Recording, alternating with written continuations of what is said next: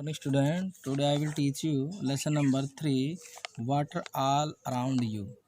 तुम्हारे चारों तरफ पानी है. In this chapter you can read about the different source of water and water cycle in nature. इस चैप्टर में हम पानी के विभिन्न स्रोतों के बारे में पढ़ेंगे और जल चक्र के बारे में पढ़ेंगे. Read this chapter and understand. इस चैप्टर को पढ़ो और समझे. You know that there is water in the air that you cannot see. तुम जानते हो कि हवा में पानी होता है जो हम देख नहीं सकते. When it is not present very much in the air, यदि यह हवा में ज़्यादा नहीं हो, there will soon be rain. तो जल्दी ही वर्षा हो जाएगी. The wind gathered up the water that is on the land and the ocean a little at a time. और ये हवा थोड़े समय के लिए महासागरों से और धरती से जल को ऊपर ले जाते हैं. It carry the water up into the sky. यह पानी आकाश में जाता है. The water stay there as long as the air that hold it. और ये जब तक वहाँ रहता है जब तक हवा इसको पकड़े रखती है. इट वार्म और ये गर्म होता है. When the water get cool. जब यह पानी ठंडा हो जाता है. The water form little drops in the sky and falls down to the ground. और यह बूंदों के रूप में नीचे धरती पर गिर जाता है. This is how to get rain.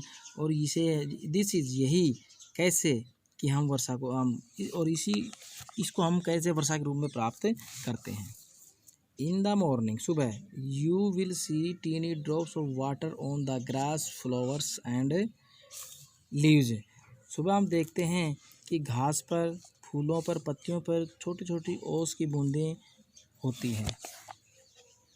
This water was once in the air. यह पानी हवा में होता है. This is called dew. इसको हम क्या कहते हैं? ड्यू ओस कहते हैं. There are man who watch the sky. कुछ लोग हैं जो आकाश को देखते हैं. And write down all the things they see. और जो भी वे देखते हैं उनको लिखते हैं. They use instrument to tell. वे अपने उपकरण प्रयोग करते हैं. To tell whether is going to rain. और ये बताते हैं कि वर्षा कहाँ हो रही है, कब होगी. These people are called weather forecasters. और ये जो लोग हैं मौसम पूर्व अनुमान कहते हैं, यानी मौसम को बताने वाले कहते हैं. They can tell us when and how much. They can tell us. वे हमें बताते हैं व्हेन कब और कैसे. Much it is going will fall the earth as rain, snow, hail और फॉग. वे हमें बताते हैं कि धरती पर किस स्थान पर कैसे, कि कहाँ वर्षा होगी, कहाँ पर बर्फ़ गिरेगी और कहाँ पर ओले गिरेंगे और कहाँ पर धुंध होगी. This help us to know what kind of cloth we wear. और हमें ये बताते हैं हमें किस प्रकार के कपड़े पहनने हैं. And weather. और कैसा मौसम रहेगा. वी शुड टेक और अम्ब्रेला. और कब और हम कब हमें अम्ब्रेले की आवश्यकता होती है, छाता की कब नहीं होती, वे भी बताते हैं. They tell are whether it is safe for aeroplane to fly. और वे भी बताते हैं कि हवाई जहाज़ उड़ने का सेफ मौसम कौन सा रहेगा.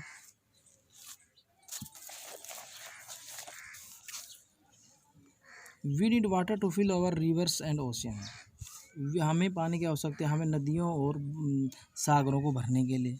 If water did not fall on the earth. यदि यह पानी धरती पर नहीं गिरे और स्टे इन द एयर और हवा में ही रुक जाए. Food drops. खाद्य फसलें. Animals and trees would die. तो खाद्य पदार्थें और पशु और पेड़ जल्दी ही मर जाएं. We need water every day for many purposes such as drinks, wash cloth, take a bath, making food, irrigations etc. हमें प्रतिदिन जल की आवश्यकता होती है. जैसे कई उद्देश्य हैं, जैसे कि पीने में, कपड़ा धोने में, नहाने में, भोजन बनाने में, सिंचाई के लिए. Without it. बिना इसके, यानी कि बिना पानी के वी कैन नॉट लिव. हम जीवित नहीं रह सकते. The next time you pour water into the glass, अगली बार जब आप गिलास में पानी डालते हैं, remember where it comes from, कि ये पानी कहाँ से आया। And if you ever have to cancel a picnic, जब आप किसी सैर सपाटे के का प्रोग्राम कैंसिल करते हैं बिकॉज ऑफ रेन, वर्षा के कारण, तो डू नॉट गेट अपसेट, तो परेशान मत हो। The water in the air is just falling down to the earth again, ये द वाटर इन द, जो पानी हवा में रहता है, जस्ट फॉलिंग, जो गिर जाता है, down to the earth again, और वह है जो हवा में जो पानी रहता है वो दोबारा फिर धरती पर गिर जाता है। So that you can have to drink, तो उस पानी को हम पी सकते हैं। एंड फूड, भोजन बना सकते हैं। यू नीड, एंड और तुम्हें जो आवश्यकता है। And so that all the flowers and trees and every things else can grow, ताकि सभी फूल फल पेड़ पौधे हर चीज़ जीवित रह सके और ग्रो कर सके, बढ़ सके। इसी के साथ हमारा लेसन ख़त्म हो जाता है। Thank you.